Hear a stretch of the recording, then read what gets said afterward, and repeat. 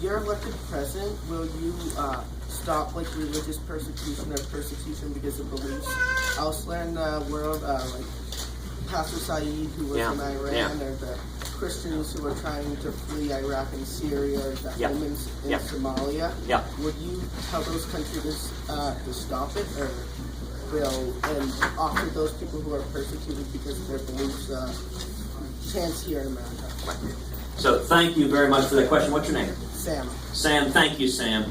It's a very, very important question. The question was, you talked about defending religious liberty here at home. What about the Christians who are being persecuted, the assault on religious liberty we're seeing all across the world right now?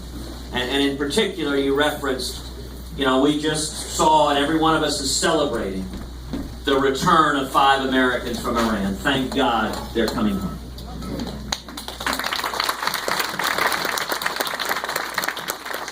Among those is Pastor Saeed Abedin. Pastor Saeed, I've gotten to know his wife, Name, quite well. In fact, I visited with her a couple of days ago when the news broke that Saeed was coming home. Pastor Saeed was sentenced to 8 years in prison in Iran for the crime of preaching the gospel. And by the way, I'll tell you an amazing thing. In his time in that prison cell, do you know that Pastor Saeed has led dozens of his fellow prisoners and even his captors to Christ?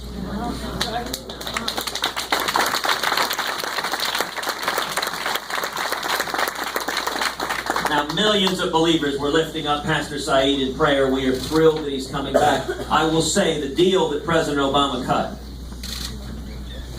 is very problematic. In exchange for those American hostages coming home, President Obama agreed to release 7 terrorists who had helped Iran develop nuclear technology and not to prosecute another 14 terrorists. That's 21 terrorists altogether. It's reminiscent of the Bo Bergdahl deal. Bo Bergdahl is now facing court-martial. And we released 5 senior Taliban terrorists who no doubt will do everything they can to return to the field of battle, return to trying to kill Americans. And the sad consequence of this is the Obama administration has effectively put a bounty on Americans worldwide. What they've told bad actors, whether ISIS or Iran or anybody else, is go and capture an American, even better, an American serviceman. And the Obama administration is willing to play, let's make a deal. That is a very dangerous precedent. We're now seeing reports of several Americans just kidnapped in Iraq directly following this. And it starts to make you think how many more bad actors are now going to have an incentive to say, if you capture an American, we can get a good deal. That's very dangerous. When it comes to religious liberty, I think religious liberty abroad, we need a president who speaks out for it, who speaks out and condemns evil by its name. You look at ISIS, ISIS is the face of evil.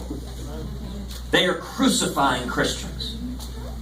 Not figuratively, but quite literally nailing them to trees. They're beheading children.